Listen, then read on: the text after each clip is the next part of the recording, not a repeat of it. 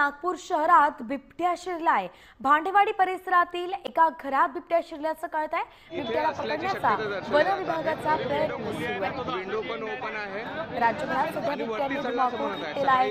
नागपुरात आता बिबट्या शिरलेला आहे। याआधी शिरूरमध्ये बिबट्याचा गोंधळ पाहिला होता। शिरूर, पुणे या सगळ्या जिल्ह्यांमध्ये सध्या बिबट्याचा मोठा धुमाकूळ पाहायला मिळतोय।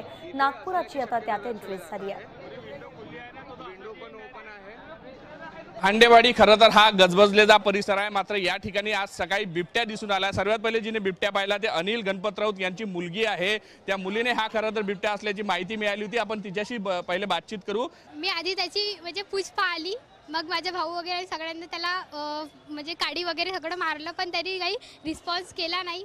मग त्यानंतर आम्ही सगळं खाली येऊन सांगितलं। मग पप्पा वगैरे गेले वरती, मग त्यांनी वगैरे बघितलं। मग आम्हाला माहिती कळलं की तो चिताच आहे। मग आम्ही खाली आलो आणि मग आम्ही आणखी कॉल वगैरे केला। इकडे तिकडे सगळे आणखी पब्लिक वगैरे जमा झाली। घाबरली नाही? तो बाहेर नाही आला? नाही, तो बाहेर आला नाही। तो जखमी आहे। मी त्यानंतर आणखी गेली होती, मग त्याला खिडकीतून बघितलं मी, तर तो जखमी आहे आणि तो म्हणजे जास्त हाईट नाही आहे, त्याची छोटी आहे। तो जखमी आहे आणि तो खूप कुठे त्याला जखम झाली आहे? त्याच्या पायाला जखमी झाला आहे। म्हटलं एवढ्या घनदाट वस्तीमध्ये म्हटलं हे शक्य नाही आहे। मी मजाक करत असं हे समजलो आणि वरती जेव्हा गेलो तेव्हा मी बघितलं त्याची शेपूट आणि मागचे 2 पाय हे बाहेर होते। म्हणजे एक दरवाजा आहे जिन्यावर, त्या जिन्याच्या दरवाजाच्या मागे तो लपला होता।